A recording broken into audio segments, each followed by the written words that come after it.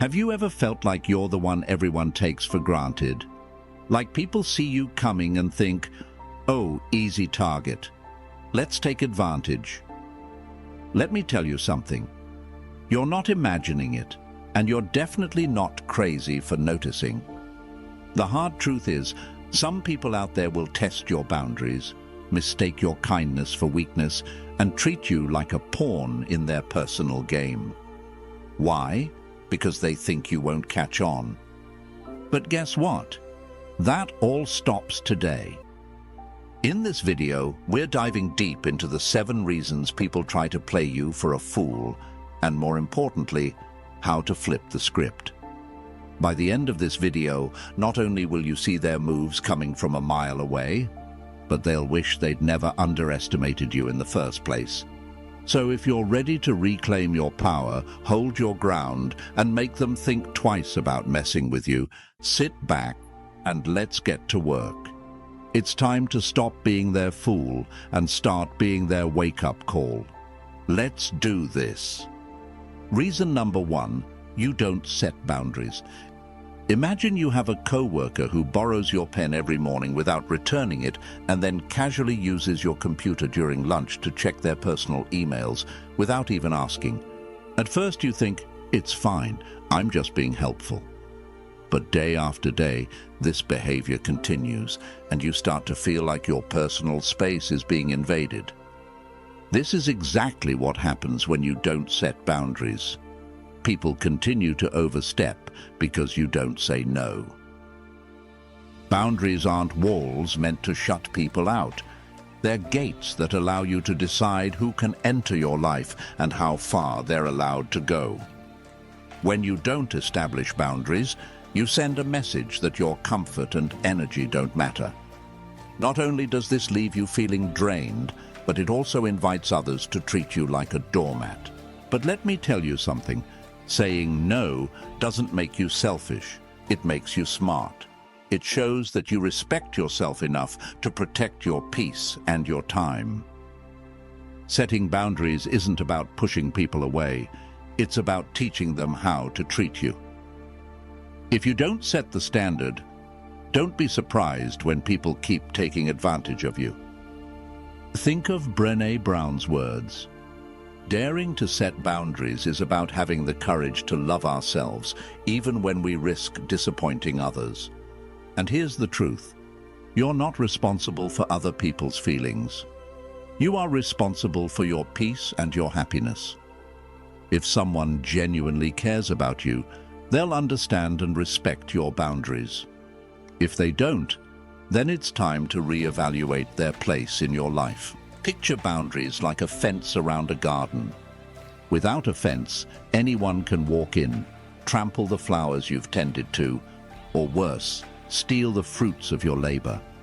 But when you put up a fence, that garden becomes a protected space, a sanctuary where those who respect you can sit, relax, and appreciate the beauty you've created. Start by saying no to the things that exhaust you, to the people who only take without giving, and to the habits that keep you stuck. When you do, you'll find yourself reclaiming your power and confidence. Stoic philosophy teaches us that strength lies in our ability to control ourselves, and setting boundaries is a way to exercise that strength. It's not about shutting others out. It's about building a life where you're respected, valued, and free to grow. Boundaries aren't restrictions. They're a declaration that you deserve respect and the worth you bring to the world. Reason number 2, you're too trusting. Trust is the foundation of every meaningful relationship. It's like the glue that binds people together, fostering peace of mind and connection. But trust is also a double-edged sword. Place it in the wrong hands, and you might find yourself hurt in ways you never imagined. Imagine you've made a new friend. They always show up when you need them, flashing a warm smile and making you feel like the most important person in the world.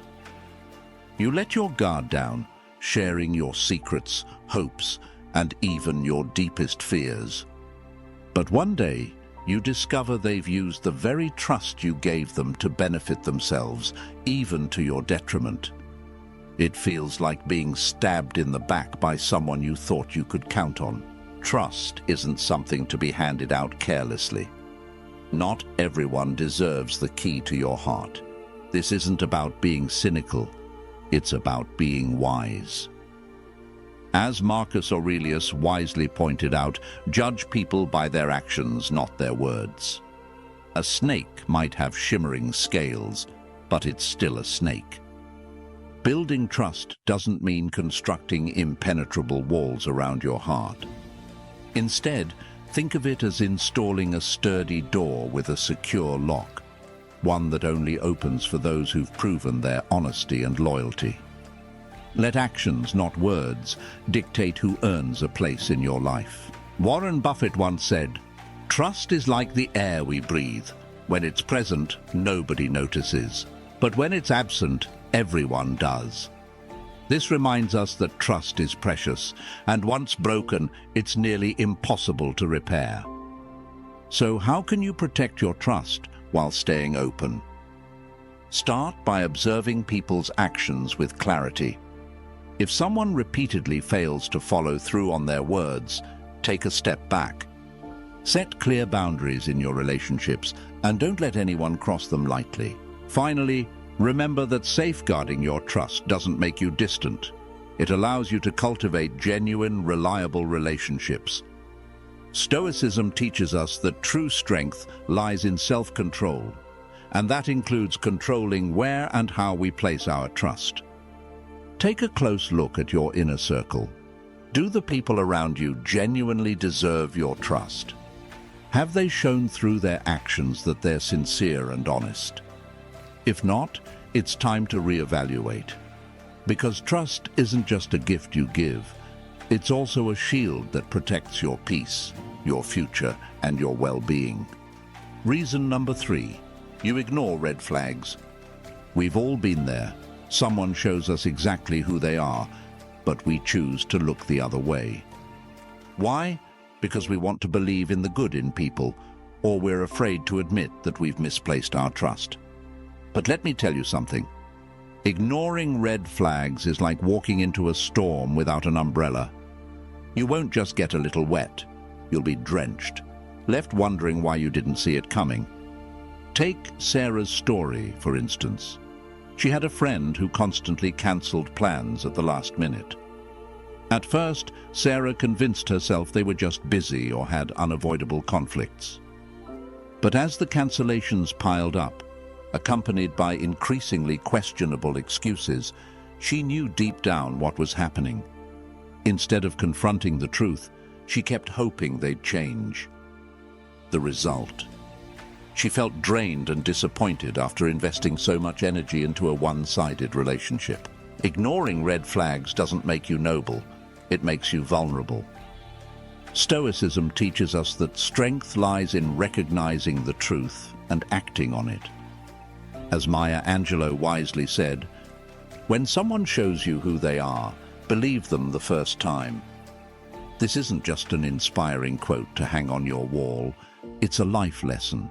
It reminds us that dismissing warning signs doesn't just disrupt our peace, but also entangles us in unhealthy relationships. Picture this. You're driving and see a sign that says, "Bridge out ahead." Would you keep speeding toward it, hoping the sign is wrong? Of course not. You'd slow down, reassess, and find a safer route. Red flags in relationships are like those signs. They're not there to annoy you, they're there to protect you. So how do you stop ignoring red flags? First, trust your instincts. Don't disregard that uneasy feeling. It's your internal alarm system. Second, evaluate people's actions, not just their words. Someone may say they care, but their behavior often tells a different story. Lastly, have the courage to make decisions that protect your peace.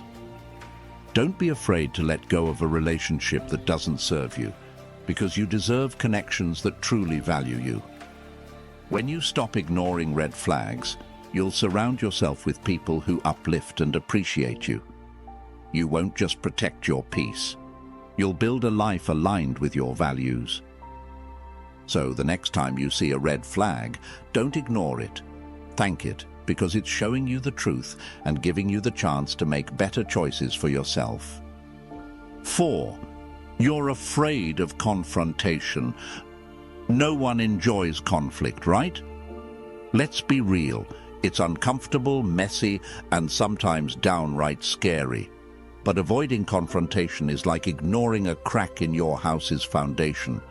At first, it's just a tiny crack, but if left unchecked, it spreads, weakens the entire structure, and before you know it, everything you've worked so hard to build starts to crumble. The same is true in relationships and life situations. When you avoid confrontation, the problem doesn't disappear. It grows, causing greater harm and becoming harder to fix. Take Lisa, for example. She has a co-worker, Mark, who constantly takes credit for the team's ideas. Lisa feels frustrated but never speaks up, fearing it might create tension. Each time she stays silent, Mark grows bolder, overshadowing her more and more. Over time, Lisa feels invisible, disrespected, and doubting her worth in a job she's poured her energy into. That's what happens when you're afraid of confrontation. People notice you won't stand up for yourself, and they take advantage of it. But here's the truth. Confrontation doesn't mean picking a fight or becoming aggressive. It means protecting your boundaries, expressing your truth with clarity and respect. Let me be clear. Saying no or setting boundaries doesn't make you a bad person. It makes you a smart one. Someone who values their time, energy, and peace. If someone genuinely respects you, they'll listen and understand.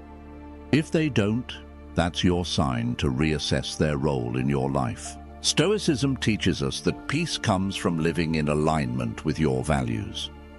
Winston Churchill once said, "Courage is what it takes to stand up and speak. Courage is also what it takes to sit down and listen." Confrontation isn't just about speaking up. It's about communicating with confidence and respecting both yourself and the other person. When you confront, you don't just address the issue at hand. You set a precedent for how you expect to be treated moving forward. Think of confrontation like weeding your garden. It's not fun, but if you don't pull those weeds, they'll spread and choke the life out of your beautiful flowers. The same goes for your relationships and opportunities. Confrontation isn't about creating distance. It's about protecting your space and encouraging growth. So the next time you're faced with a situation that calls for confrontation, remember, it's not about aggression. It's about assertion. It's about standing firmly in your truth while respecting the humanity of the other person. And when you choose to confront instead of avoid, you're not just solving a problem, you're reclaiming your power and peace. Before we move on to the next reason, if you're liking the video, don't forget to hit the like button and subscribe to the channel with the bell so you don't miss out on future videos. And if you enjoy this kind of content as much as I do, comment, "I own my power." Let's keep learning. 5. You seek validation from others. Let's be honest, seeking validation from others is like running on a hamster wheel. No matter how fast or hard you try, you're not getting anywhere. By constantly chasing approval, you're handing the power over your life to someone else, allowing their acceptance to dictate your value. And trust me, they know it. They'll use it, keeping you confined, making you play by their rules instead of living by your own. But here's the most dangerous part. You're the one locking yourself in. Take Jane, for example, an employee who goes above and beyond to earn her boss's praise. She stays late, takes on extra work, and agrees to every request. Yet, the compliments she craves only come in small, infrequent doses.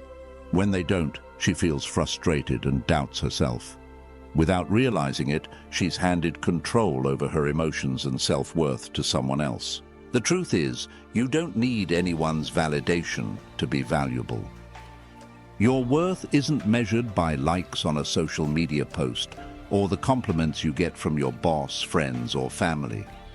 Your worth comes from how you see yourself, from the effort you've put in, and from the victories you've achieved, no matter how big or small. Eleanor Roosevelt famously said, "No one can make you feel inferior without your consent." And she couldn't have been more right. When you seek validation from others, you're giving them the authority to decide your value. But what happens when you stop? What if you start validating yourself? When you complete a task, take a moment to acknowledge your effort and say, "I did this. I worked hard, and I accomplished it." When you face failure, remind yourself it's just a lesson, not a final judgment on your worth. And here's the magic. Those who once manipulated you with their approval lose their grip. They'll realize you no longer rely on their applause to feel good about yourself. Imagine your life as a painting, and you're the artist. Seeking validation from others is like handing strangers the brush and letting them paint over your masterpiece. But when you validate yourself, you take back the brush. You choose the colors, the strokes, the vision. That's the power of self-affirmation. Stoic philosophy teaches us that true strength lies within. Set your own standards, respect your worth, and build a strong relationship with yourself. When you stop chasing external validation and start giving it to yourself, you become not only stronger, but unstoppable. And let's be real, the world needs more unstoppable people like you. So start today. You're worth it. 6. You fear being alone. Loneliness, for many, feels like a quiet fear that compels us to cling to things that no longer serve us. It convinces you that any companionship is better than none. But here's the hard truth. Being with the wrong person is lonelier than being alone. Sitting across from someone who disrespects you, drains your energy, and doesn't lift you up is the deepest kind of loneliness there is. Take my friend Emma, for example. She stayed in a relationship where her partner constantly chipped away at her self-esteem. But Emma didn't stay because she was happy. She stayed because she feared the emptiness of being by herself. Day by day, she grew more exhausted, smaller within her own story. She didn't realize that her fear of loneliness was trapping her in a place far worse than any quiet evening alone. Instead of fearing loneliness, learn to embrace it. Loneliness is an opportunity to discover yourself, to truly listen to your inner voice and rebuild your personal strength. Spend time walking through a park, diving into that book you've been putting off, or simply brewing yourself a cup of tea and savoring the moment. It's not isolation, it's nourishment for your soul. As Maya Angelou wisely said, "I don't trust anyone who doesn't love themselves but tells me they love me." When you learn to love yourself, you radiate positive energy and set the standard for how others should treat you. And remember, this won't just repel the wrong people. It will attract those who truly value you. Stoic philosophy teaches us that independence isn't isolation. It's the foundation of inner strength. When you stop fearing being alone, you stop settling for what drains or hurts you. Instead, you make room for growth and build a life that aligns with your values.